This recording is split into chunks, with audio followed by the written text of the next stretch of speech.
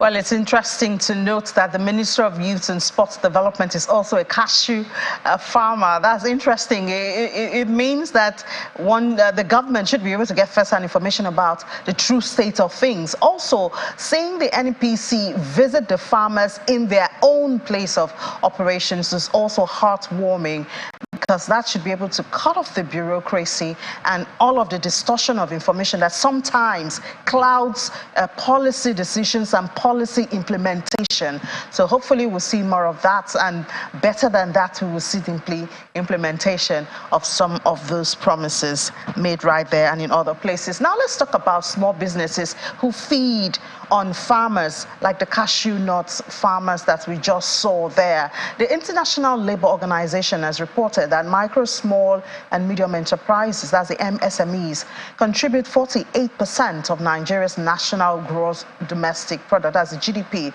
They account for 96% of businesses and 84% of employment in the country. Unfortunately, the state of health of these businesses seem to be failing, as there are suggestions of rising spate of small businesses in the country. Let's delve into this, get more information, and better still, the way out with Celestine Okeke. He's an enterprise development professional, and he joins us from our Abuja studio. Good morning, Mr. Okeke. Thank you for your time this morning.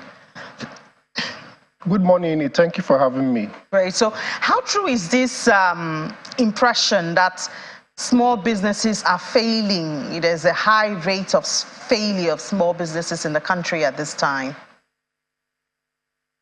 Okay, while we don't have an official data in terms of your MBS publishing data on failure of small businesses, you will recall that the DG Smith is the agency for small businesses in Nigeria, did say about 2 million small businesses have failed in the last, I think, a year or two. So for a government agency to openly admit that MSMEs are failing in that number, in that proportion, and then with what we already know over the last 3, 4, 5 years, the reality is that more MSMEs have failed for a combination of factors and reasons. So I know that the latest we've heard from a lot of manufacturers in the country has been the cash crunch. Because obviously a lot of these small businesses deal in cash, and you know, when you squeeze out that cash from the economy, then it stops the transaction and stops their businesses. Now I believe we have cash to some extent, because even the CBN has said about 71% increase in cash in circulation. Is there a path to recovery? Is there recovery on board? Are we still, you know, squeezed? Okay, so let's even get it more, let's put it in better context. The cash crunch is a recent event, so is the COVID. COVID to me is a recent event. And this is speaking in the context of how small businesses have failed in Nigeria. And I'm saying there are more fundamental challenges with the MSME space in Nigeria outside of the cash crunch or what we had with the COVID epidemic back then. And this would include, for instance, the policy ecosystem in Nigeria supporting small businesses, or which regulates small businesses. Let me give an example. If a small business opens in any corner in Nigeria, I repeat, any corner in Nigeria, be it in the FCT, be it in Lagos State, Enugu State, Kano, anywhere, the first visitors that business would get to be government regulatory agencies coming to demand tax or one payment or the other. You would hardly get a support system coming to say, oh, you set up, what are you setting up to do? How can we support you? What is your plan?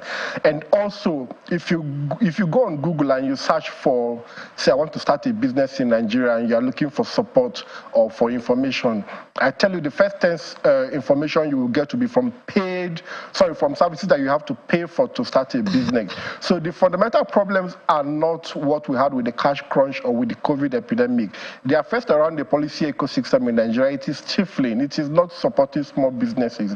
And after that, then how do we perceive small businesses? How do we embrace it in Nigeria? And one other key factor too is the pipeline producing entrepreneurs. I keep saying this. a huge chunk of our entrepreneurs are hustler entrepreneurs, people who are coming into business to survive, and people who don't get the right kind of education, the right kind of training, the right kind of knowledge they need to get before they set up businesses. So these are more fundamental challenges than whether we had a cash crunch of recent or whether we had COVID. Other countries had COVID and they came out of it. They didn't report losing millions of small businesses. Other countries may have had some variant of cash crunch. They didn't come back saying businesses have closed and are not able to come back. So I'm simply saying we have more fundamental issues we need to begin to address. One, the policy ecosystem. Two, how we perceive and how the community embraces entrepreneurs. And then thirdly, the pipeline through which we produce entrepreneurs. We need to fix these fundamental issues first. Yeah, those are a lot that you talked about. I mean, saying that some entrepreneurs who are in the ecosystem, the small businesses, are hustlers. I guess that should be a motivation. I mean, survival, I guess, should be a motivation, even though we do know that a better motivation would be the passion for maybe whatever you are doing. But then how do we solve that? People have to survive, and so people just see, what can I do to survive? Is there a need to change that?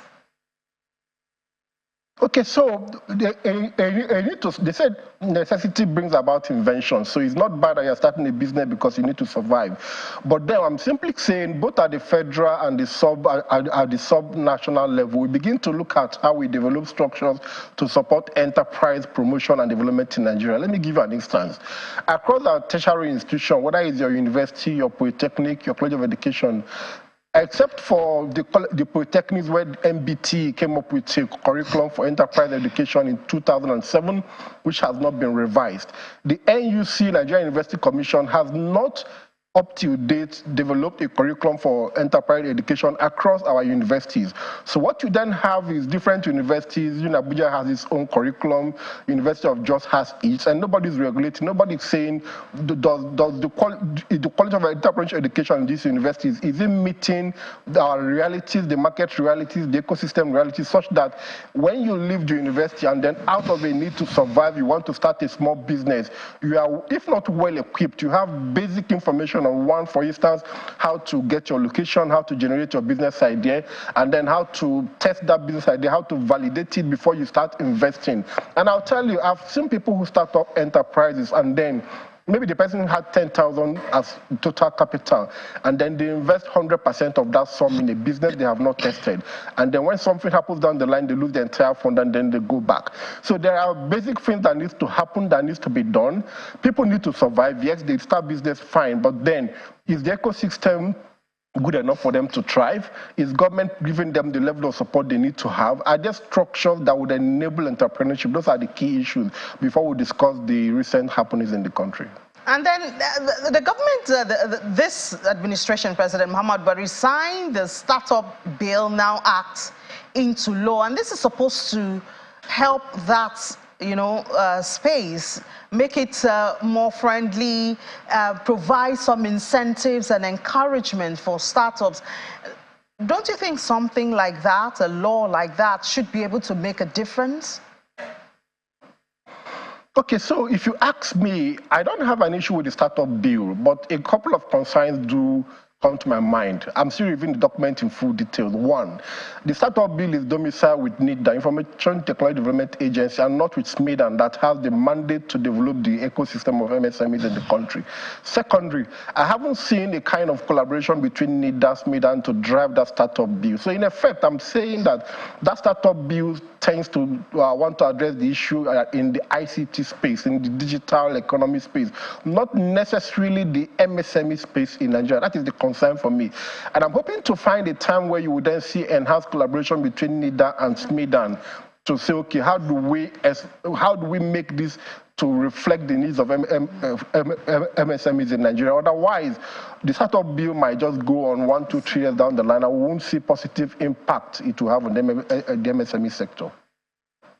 All right, so I guess that's another conversation for collaboration between agencies of government to get the best of it. Then in your earlier, you also talked about the issue of taxes, but it is the responsibility of businesses to pay taxes. And we know that the country needs more revenue. We've been seeing our debts, and we've heard even the IMF advise that the tax nets be enlarged, and broadened to capture more people. So how would you suggest that small businesses are treated? Already the laws have some exemptions, for if you're not earning up to certain amounts and stuff like that. What else would you like to see when it comes to the issue of taxes and small businesses? Okay, so I'm not sure anybody in his right mind will tell you businesses should not pay tax, whether they are micro, small, medium, or large enterprises. They all have to pay tax. But you then have the challenge of the tax administration not reflecting what it should be. Let me give you an instance. I came up on a tweet sometime last week where someone said there's a new policy from AMAC, that's Abuja Municipal Area Council, where your trucks are now to pay, I think, 10,000 or so per annum for a new tax policy. So the challenge here is that there is little or no coordination between the federal, the state, and the local government officials on what tax is appropriate for MSMEs and how this tax should be paid. So there's no coordination. And then the multiplicity of the tax is another big problem. So if you ask, say, the AMAC Area Council now in the FCT here to give you a listing of the approved taxes that small businesses should pay, and then you go on the field to see if that is what's on ground, you will find a whole lot of discrepancies. So what the question here is this: the tax ecosystem in Nigeria is killing small businesses. They pay all manner of taxes. Of recent, in Anambra State, you have conversation around the new government coming in and then license several private tax I call them tax collectors, who go on wear all manner of different uniform, and they're asking for different kind of taxes. At some point, the state government said it was suspending that round of licensing for private collectors. So what I'm saying is, our taxes are not reflective of what our realities are.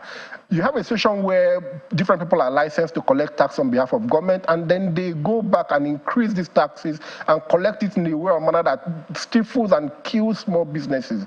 They should pay tax, but then we should be more pragmatic in how we roll out tax obligation for businesses, and then be more transparent on how these taxes should be paid. There's nothing stopping the state government like Anambra State, for instance, to come up with a portal where all category of businesses will log in, see what they are meant to pay, see how to pay it, and make the payment online. But when you license private collectors, these guys go on the street and do all manner of things. In the FCT here, the case is not different. You drive within the city center, you see all manner of people in uniform asking for all different kind of taxes. So I'm simply saying we need to be more pragmatic and then think around a tax policy that works for small businesses, not what you presently have.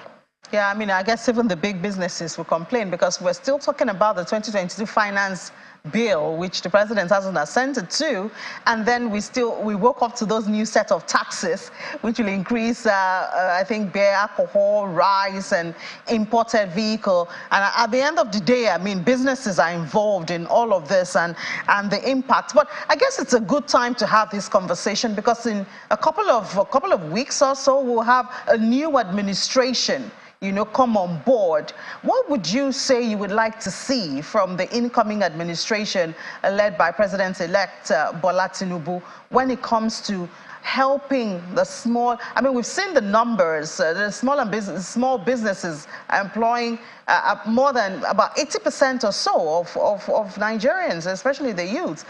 So what would you say should be done? First few steps, low-hanging fruits, to help these businesses sit up better, considering the realities of our time, inflation, cash crunch, and all of that. FX issues also in there. Okay, so I'll speak based on my experience and based on my knowledge of the sector. One, we need to adopt a commonality of approach, a singular approach to developing the MSME sector. In one of the news you played before the interview started about the cashew value chain in the Southwest, specifically Osun State.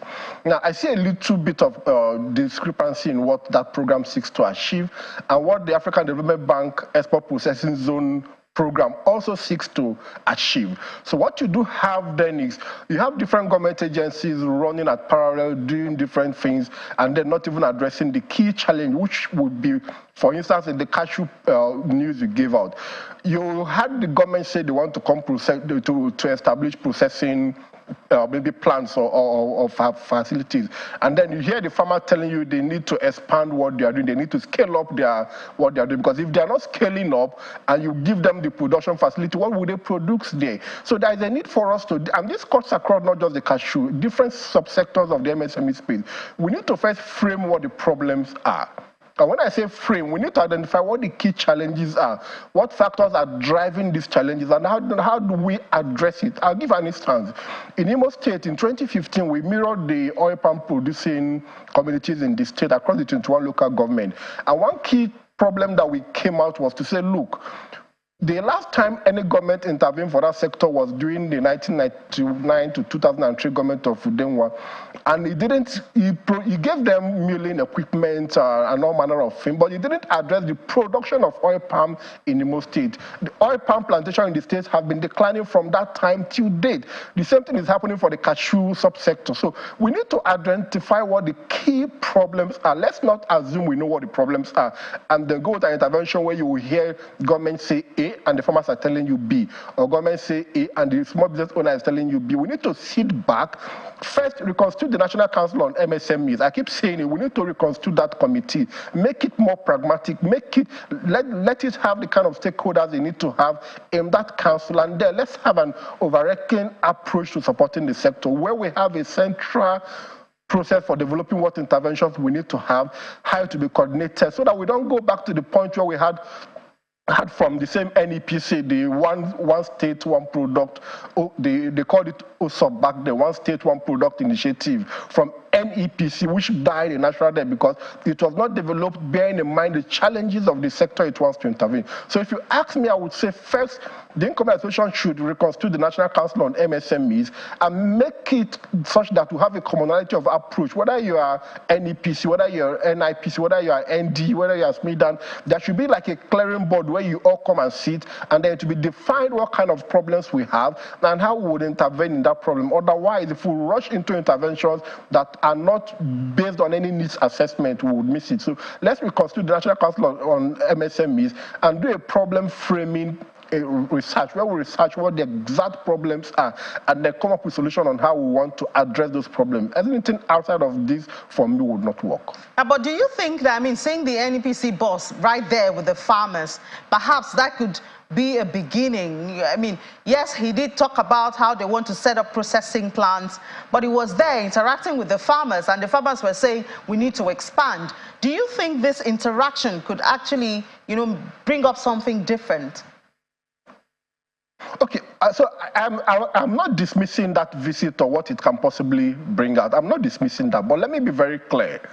There's what is called needs assessment for project development and intervention. You first need to assess what the needs are. Do basic research that would give you information, clear information on what the challenges in that sector or subsector is. And then on the back of that intervention, you first meet with stakeholders. You meet with stakeholders, and stakeholders will give you their own view of what the challenges are. And then you come up with a policy statement on what needs to happen, so that we avoid a situation where you go to a community and say you want to give them processing facility, and they're telling you, no, we need to first increase our capacity, because the yield per hectare for most of the crops we grow in Nigeria, whether it's food crop or catch crop, is among the least in Africa, not to even talk of the world. Our cashew yield per hectare, I tell you, if you do your research, is among the least. So it's simply saying there are possibly better varieties of cashew nut that should be grown as against what we are growing before now, or better ways to treat what we have now, better ways to harvest and process them. So I'm saying this thing should be incremental. First, in this assessment to identify what the challenges are. You sit with the same farmers you had gone on telly to say A and they're saying B. Get them to validate what you have come up with your research, and then a policy statement to say, okay, the cashew evaluation in Nigeria, we are launching a 1-year intervention, or we're launching a 2 or 3, 4-year intervention. In the first year, we would support farmers who already have cashew plantation to make sure the cashew trees they have are taken care of in terms of whether we need to treat the trees or not. And then we're going to plant an additional 5,000 or 5 million cashew trees.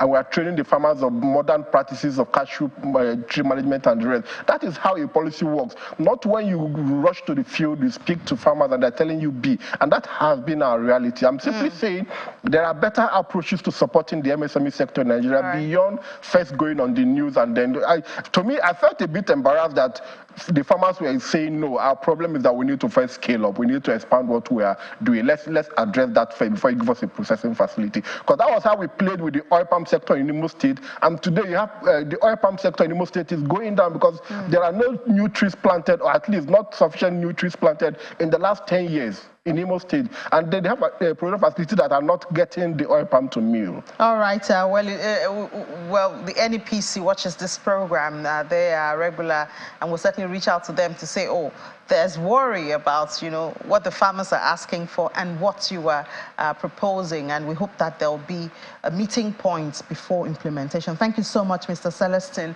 Okeke, Enterprise Development Professional, for your thoughts this morning. Thank you, Ini. Thank you for having me. We're still staying in that real sector. Some time ago, there was the announcement of egg gluts in the country. Is the situation any better now? We'll have that conversation after the break here on Business Morning. Do stay with us.